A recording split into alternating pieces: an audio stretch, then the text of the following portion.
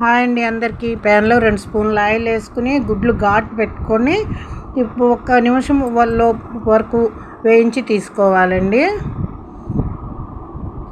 తీసుకున్నాక ఇప్పుడు పోపు వేరొక బౌల్లోకి ట్రాన్స్ఫర్ చేసుకుని వీటిని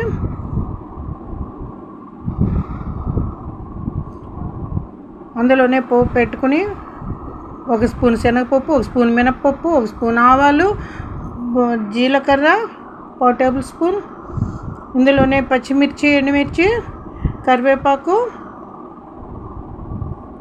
ఇప్పుడు ఆనియన్స్ వేసుకున్నాను, 1 టమోటా సన్నగా తరిగి వేసుకున్నాను,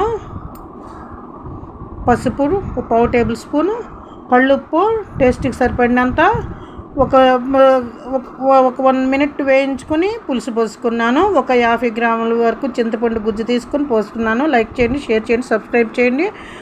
కారం తగినంత